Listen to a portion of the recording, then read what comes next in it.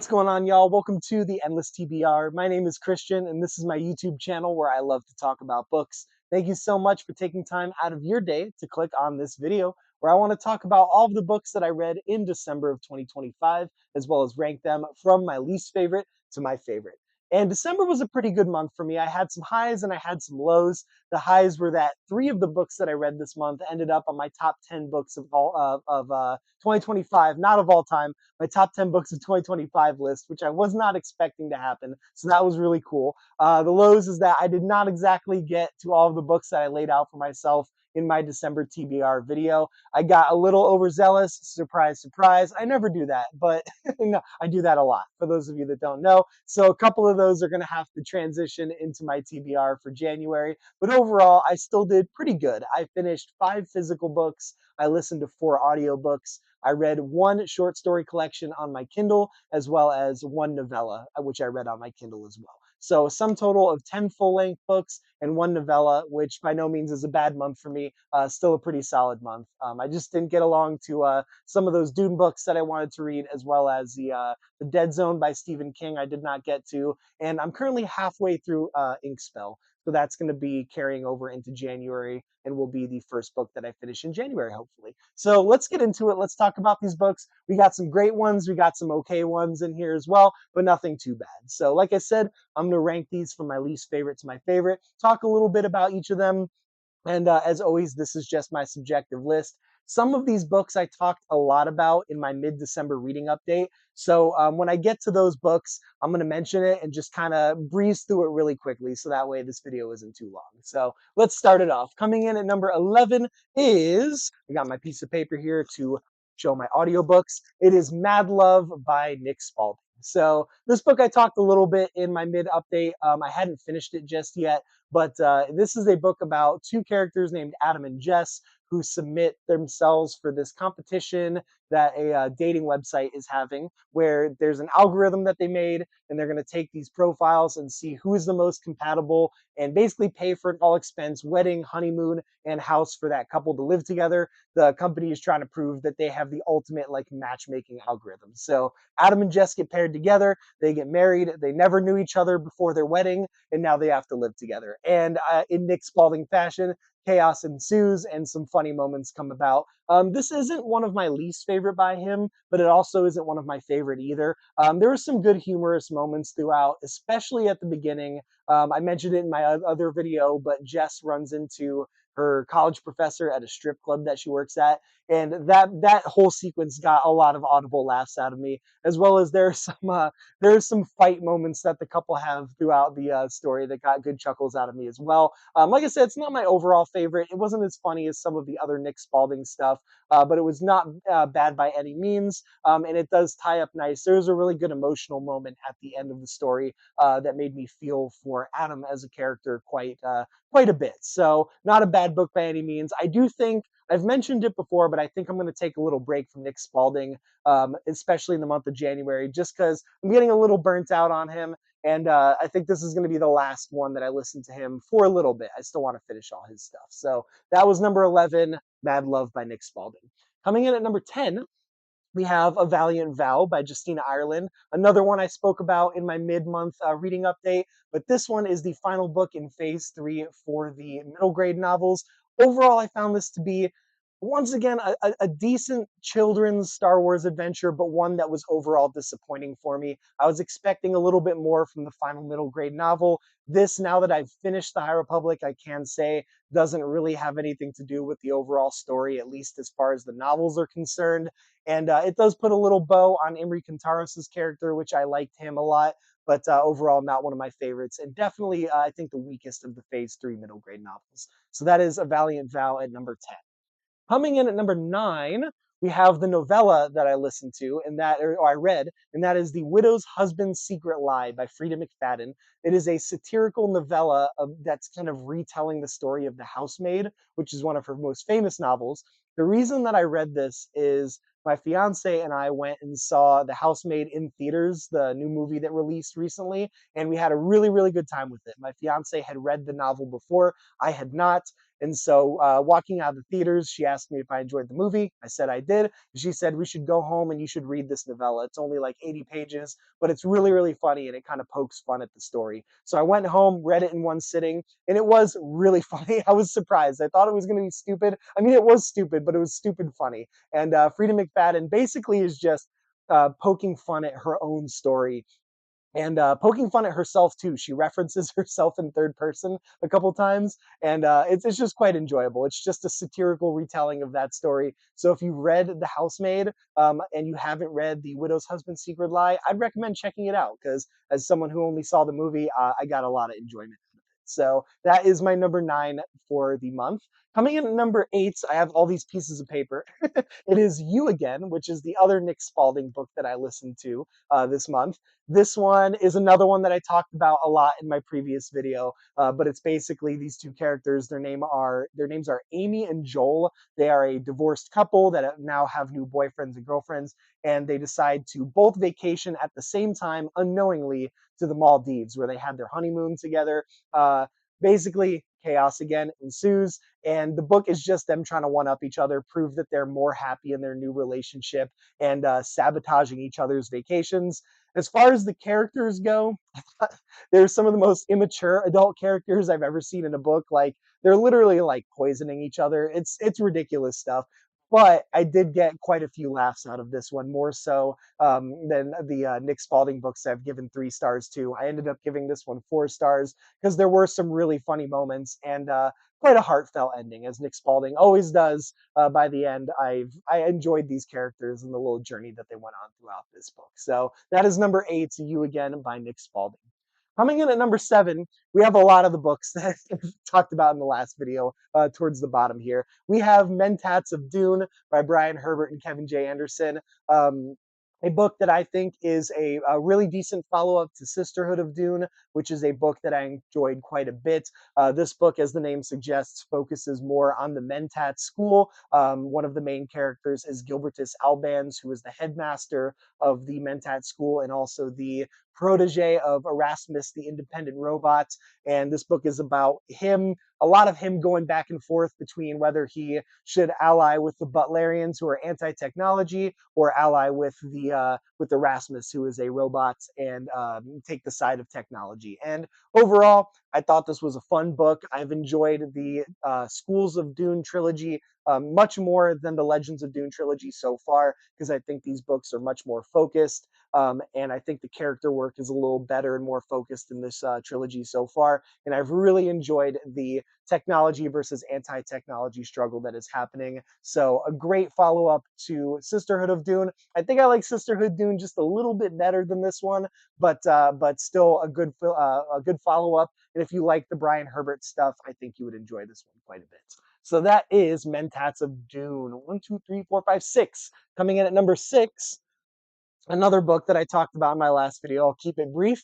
This is Into the Light by Claudia Gray, the final YA novel in Star Wars: The High Republic.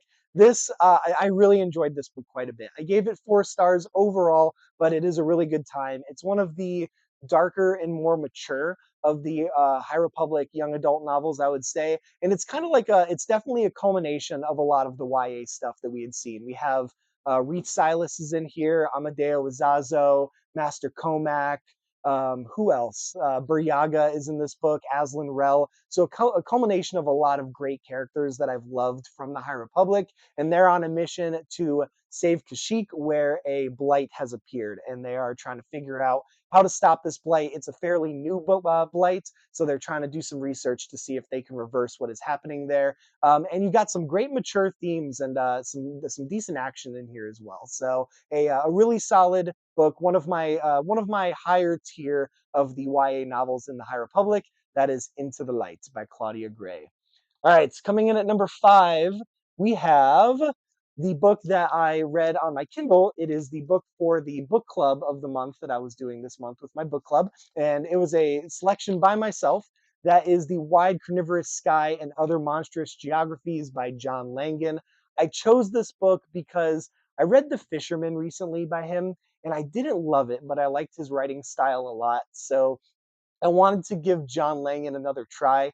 And so I kind of looked up which of his books was the highest rated, and it happened to be this one. It is you could call it a short story collection. I guess more of an anthology because they're quite long stories. There's only like 6 or 7 stories in this whole almost 400-page collection. But what I will say is that I definitely enjoyed this book a lot more than The Fisherman. There's, once again, his writing is very, very unique. And I thought overall there was just there was more spooky and disturbing stuff that happened throughout this collection.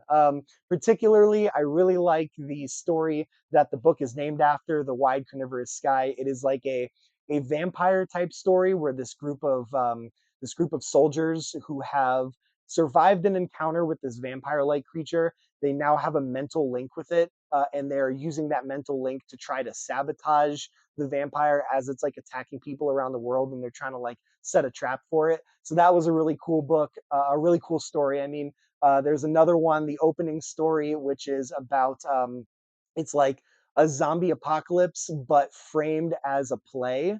And it's just a lot of really unique, different stories told from different perspectives and stuff like that. So you got some Lovecraft influences in there. You've got a really, really long story at the end that I think was called The Maiden of Stone or Stone Maiden or something like that. And it follows this investigative journalist who is looking into this mysterious statue that's been unearthed that is causing all kinds of chaos in this small town. And so a lot of really cool, unique short stories that I think are really well written. And overall, I rated this one 4 stars over The Fisherman, which I just gave 3 stars to. So I think this has convinced me to check out some more of John Langan's stuff. I think he has another short story collection or anthology that I definitely want to read into. So that is The Wide Carnivorous Sky. Next up, we have another audio book that is Keep It in the Family. Yes, this is a John Mars book. So I'll be talking about John Mars here again in a second, but I listened to my first John Mars book earlier in the month with The Good Samaritan. I loved that book a lot. And so I immediately wanted to jump into another John Mars story. I kind of just picked one at random, and I picked this one called Keep It in the Family.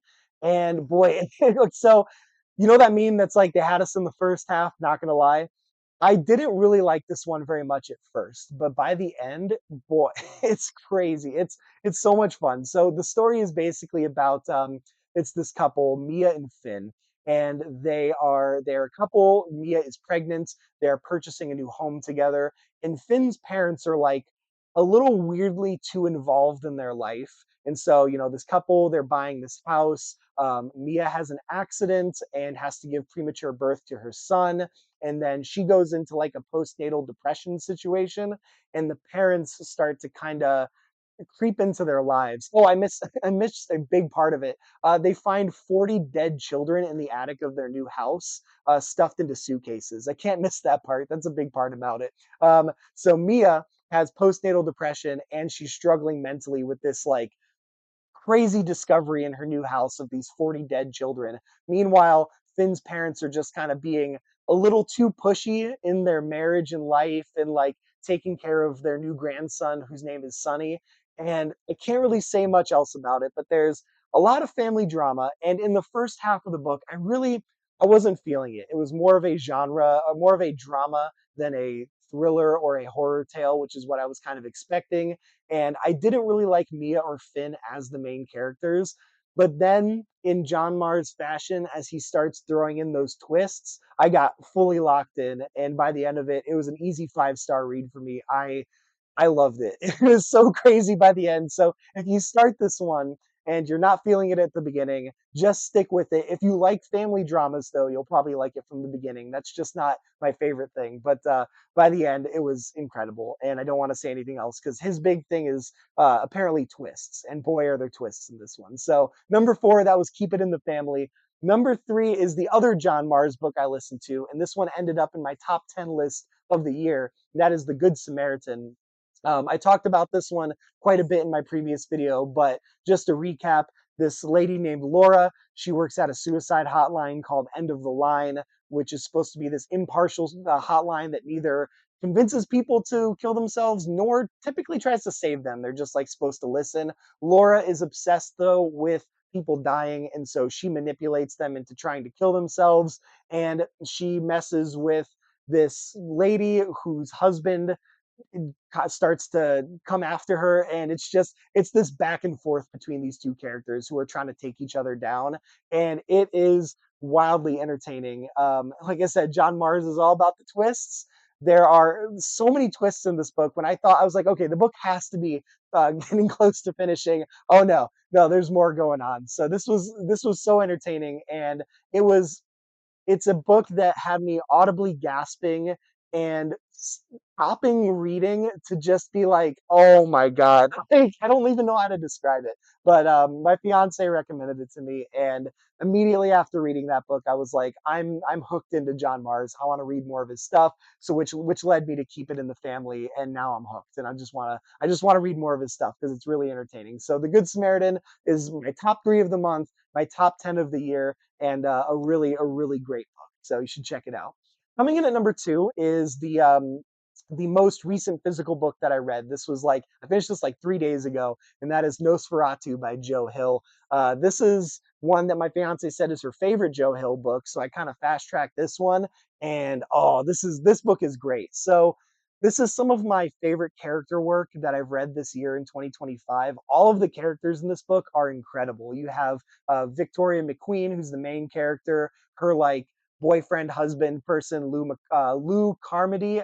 I'm drawing a blank on his last name, but then you have Charlie Manx, who is the main villain, and all of those characters are so memorable and so well fleshed out. I loved all of them. The basic plot of this story is that Charlie Manx is this serial child kidnapper who has this supernatural ability to transport these children to a place that is called Christmas Land. It is this place where it is always Christmas Eve.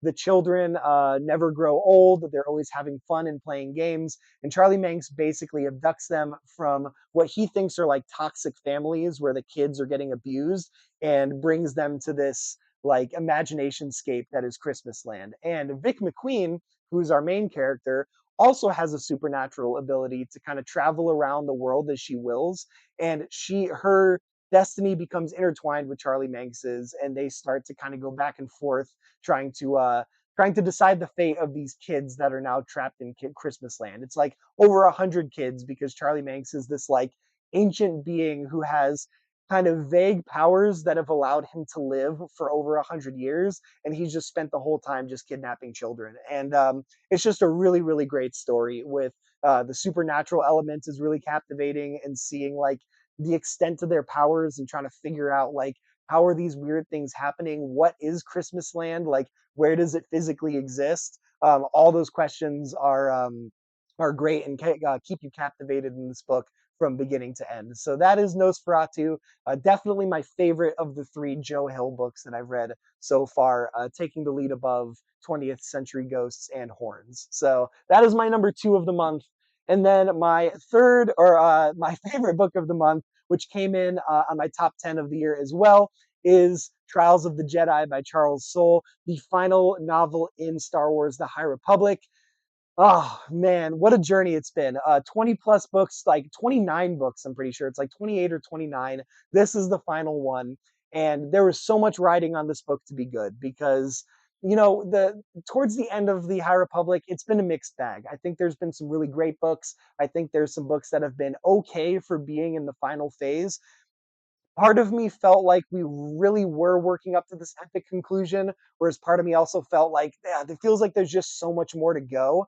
And so this book being like 440 pages long had a lot of heavy lifting to do to kind of wrap up all of this stuff that has accumulated over the last like 28 or so books. And I think Charles Soule just did a really wonderful job. You got a great cast of characters in here, and you don't know the fate of any of them. You're going into it, you're like, you don't know who's going to live, who's going to die, where they're going to end up by the end of the story. So it felt like there was real stakes in this book. And I just loved where they took a lot of these characters. I thought it had an emotional and satisfying ending. I think how they wrapped up Marcian Ro's character by the end was extremely satisfying and well written.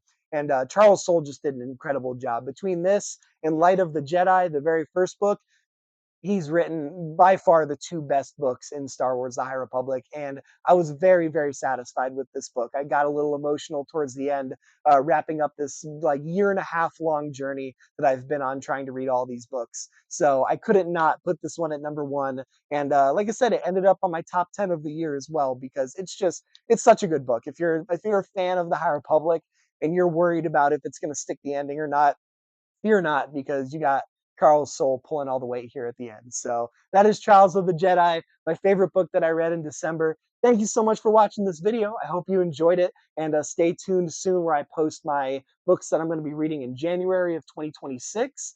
Let me know if you've read any of these books and if you enjoyed them, and stay tuned for the next one. Have a great day. Peace out.